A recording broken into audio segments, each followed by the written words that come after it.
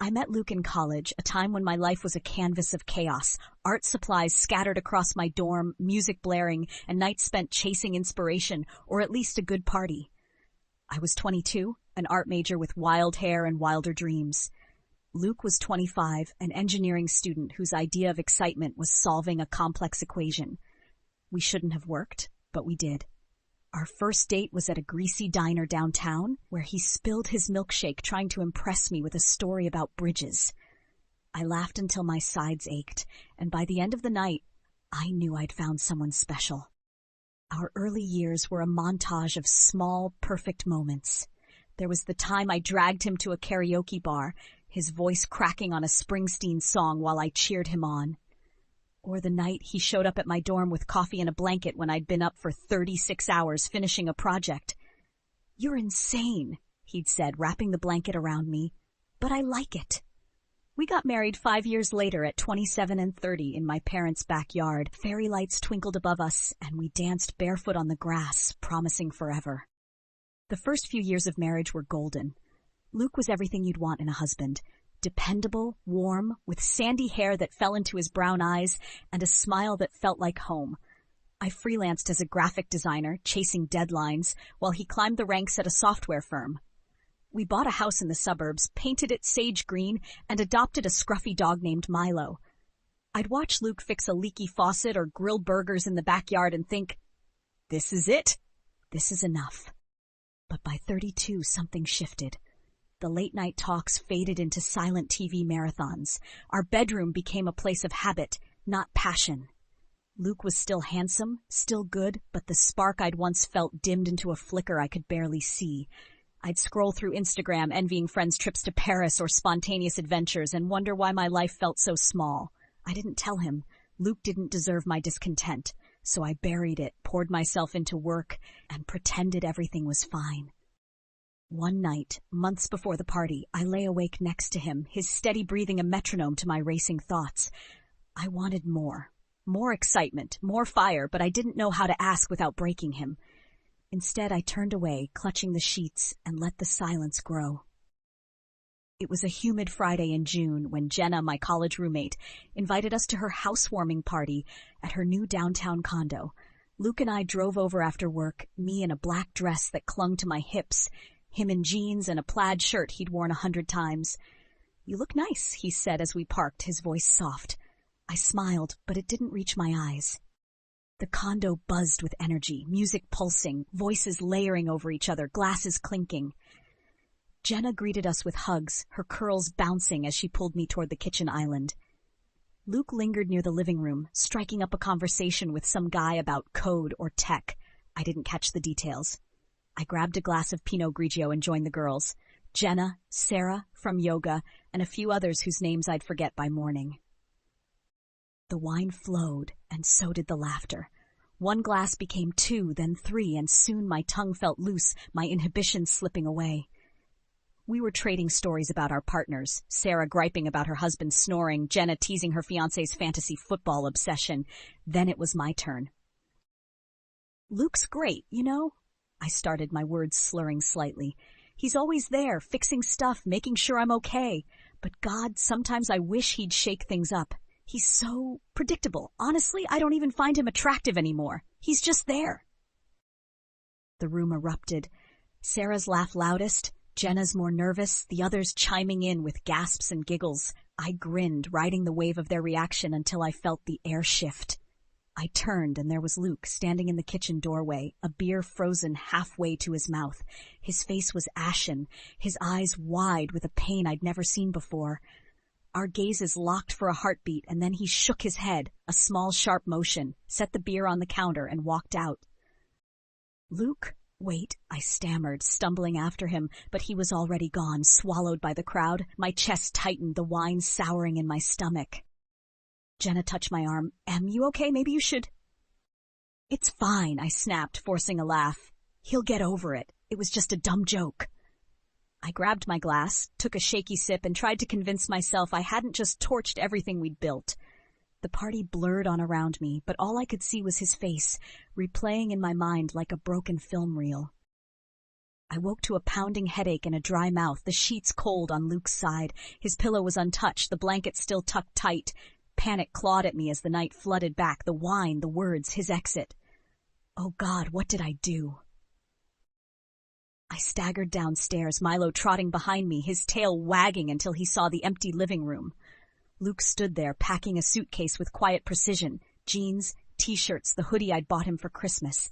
His face was set, unreadable. "Luke, what are you doing?" My voice cracked, barely audible. He didn't look up.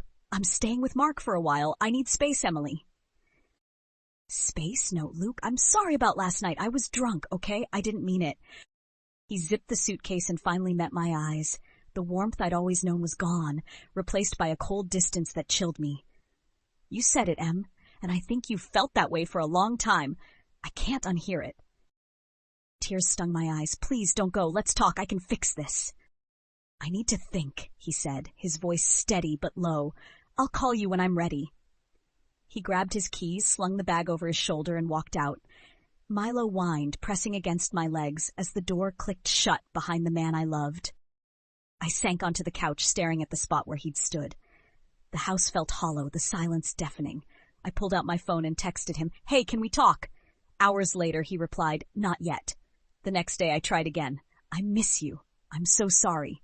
His response was curt, "I need time." By day 3, I was unraveling, crying into my coffee, replaying the party until my head throbbed. How had I been so stupid? The house became a mausoleum without him. Milo paced by the door, waiting for Luke's footsteps, while I lay awake, the bed too big, the nights too quiet. I called Jenna, desperate for reassurance. "He's overreacting, right? It was just a drunk comment." She sighed. "Em, you told a room full of people you don't find your husband attractive. That's not a comment. It's a wrecking ball. Especially to Luke, who's always been your rock." "But I didn't mean it like that. It was a joke." "Was it?" Her tone was gentle but piercing, because it didn't sound like one, and Luke didn't hear it as one. I hung up, her words echoing. Maybe she was right, but I couldn't face it. Instead, I clung to hope. I cooked his favorite lasagna, rich with ricotta and sausage, and drove it to Mark's place, a modest duplex across town. Mark answered, his broad frame filling the doorway, his eyes soft with pity. "He's not ready to see you, Emily," he said, taking the dish. "Give him space." "Space," I muttered, the word bitter on my tongue. Everyone keeps saying that. I drove home, the lasagna's absence mocking me, and ate cereal alone, Milo nudging my knee. A week later, I ran into Sarah at the grocery store, her cart piled with kale and kombucha. "Hey, how's Luke?" I asked, feigning casualness. Her face lit up. "Oh, he's awesome! Mark's been posting pics. Luke's hitting the gym, looking ripped, and he's painting again. Gorgeous stuff. I haven't seen him this alive in ages." Alive, I forced a smile, my chest tightening. "That's great." "Yeah," she said, oblivious to my pain. "He's really thriving." I nodded, grabbed my milk, and fled to my car, where I scrolled through Mark's Instagram. There was Luke, sweaty in a tank top, grinning at the gym or standing by an easel, brush in hand, colors exploding across a canvas. He looked different, stronger, freer, while I was drowning in regret. 2 weeks after he left, I couldn't take it anymore. I drove to Mark's, catching Luke as he returned from a run, hair damp, cheeks flushed, a new energy in his stride. "Luke, please, can we talk?" I begged, my voice trembling. He sighed, wiping his brow. "Okay, let's talk." We sat on the porch steps, the evening air cool and heavy. I took a deep breath. "I'm so sorry, Luke. What I said at the party, it was stupid, cruel. I was drunk and I didn't mean it." He looked at me, his eyes tired but clear. "It's not just what you said, Emily. It's what it meant. I've felt you drifting for months, your size, your distance. That night made it real. You don't respect me, and you don't want me." "That's not true." Tears welled up. "I love you. I was confused, okay? We can fix this." He shook his head. "Love isn't enough without respect. I deserve someone who sees me, who wants me, all of me. And you deserve someone who excites you, who doesn't feel like a compromise. Please don't say that. Give me another chance." "I can't," he said softly. "I've started the divorce papers. It's over, Em." "Divorce?" The word slammed into me. "I've met someone," he added, almost gently. "Someone who appreciates me. I'm sorry." I broke, sobbing into my hands as he stood and went inside, leaving me crumpled on the steps. The world tilted, and I drove home in a daze, the road blurring through my tears. The weeks bled into months. Luke moved out fully, taking Milo, who'd clearly chosen his side, and half our furniture. I heard whispers through friends. He was selling paintings, dating a woman named Mia, an art gallery owner with a gentle smile and a passion for his work. Photos surfaced online, Luke laughing, his arm around her, radiating a joy I hadn't seen in years. I was a ghost in my own life. Work suffered, my designs sloppy, my deadlines missed.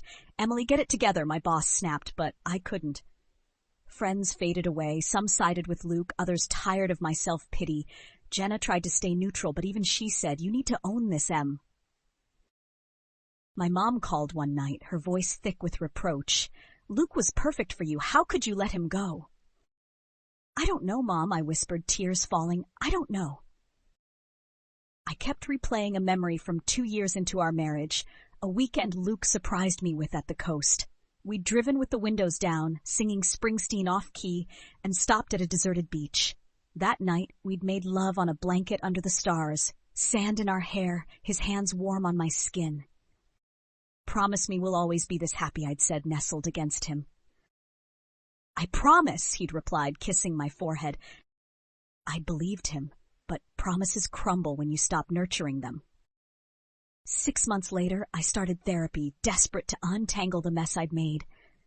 Dr. Harris, a woman with gray-streaked hair and a calm presence, listened as I spilled everything, the party, the confession, the wreckage. "You expected Luke to be everything," she said one session. "The steady anchor in the wild storm, that's not fair to him or you." "I just wanted more," I admitted, twisting a tissue in my hands. "But I didn't know how to say it." "And instead of talking, you let it fester," she said. "Then you lashed out. That's where the damage came from." She was right. I'd built Luke into an ideal, my perfect husband, then blamed him when he couldn't match it. I'd stopped seeing him, the quiet man who fixed my world, and fixated on what he wasn't. Now he was gone, and I was left with the shards. A year after he left, I saw them at a cafe downtown, Luke and Mia, sharing a table by the window. He laughed, his eyes crinkling like they used to with me, and she leaned in, her hand on his. They looked happy, truly happy, and it gutted me. Jenna confirmed it later. "They're serious, Em. She's good for him. Maybe it's time to let go." But letting go felt like losing myself. I moved out of our house that spring, trading it for a cramped apartment with beige walls and creaky floors. I'd landed a new job in another city, a fresh start, and was packing when I found an old sketchbook from college. Inside were drawings of Luke, his profile as he read, his hands tinkering with my bike, his smile on our first date. I sat on the floor, tracing the lines, tears splashing onto the pages. I'd loved him once, fiercely, and I'd let it slip away because I couldn't see what I had. Now he was thriving, and I was starting over, alone.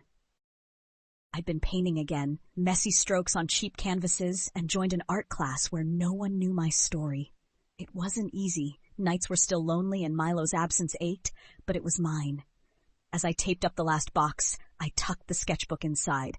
It was time to move forward, to learn from my mistakes. Maybe someday I'd find love again, but first I had to find myself.